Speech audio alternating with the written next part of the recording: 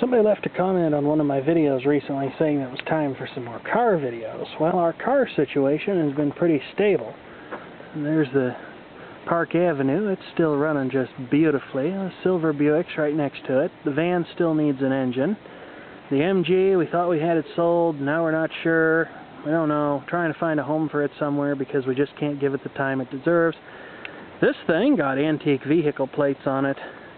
The Cadillac had its plates renewed, and the old, cold, forgotten Buick is just running beautifully. It's a little noisy under hood, but it gets you from point A to point B, and it just tracks as true as the day it was made.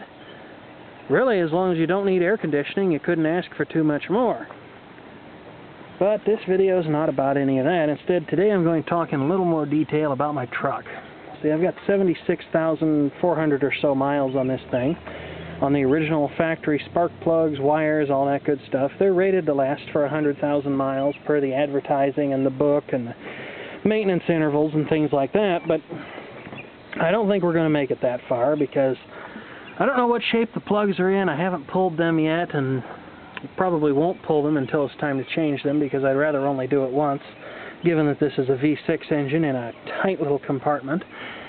Anyway, the spark plug wires have signs that they've been arcing outside of their insulation, so I bought a whole new set of those, and I bought a whole new set of spark plugs, and the cap and the rotor back there are both brand new, so I thought that would have that pretty well taken care of.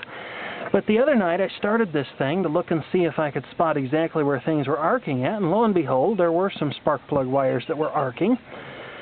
But the thing that was really interesting, this is the ignition high voltage generation, and probably also the control module would be my guess. And as you can see, there's some sort of a heat-sinked component here. My guess is some kind of a solid state voltage boosting circuit. And then there's a transformer, probably to boost the voltage up even further.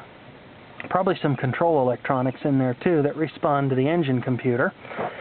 Anyway, lo and behold, the bottom of this thing, at the bottom of that transformer, it's actually arcing down there too.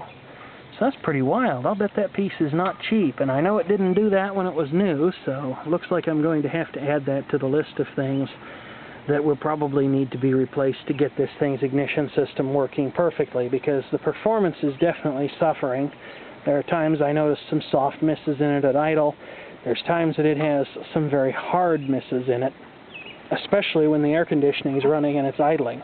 It's been a couple of times it's almost stalled, so I definitely need to be getting this worked on, and I'll probably take care of it maybe in the rest of this weekend, maybe sometime next week, but definitely sometime soon.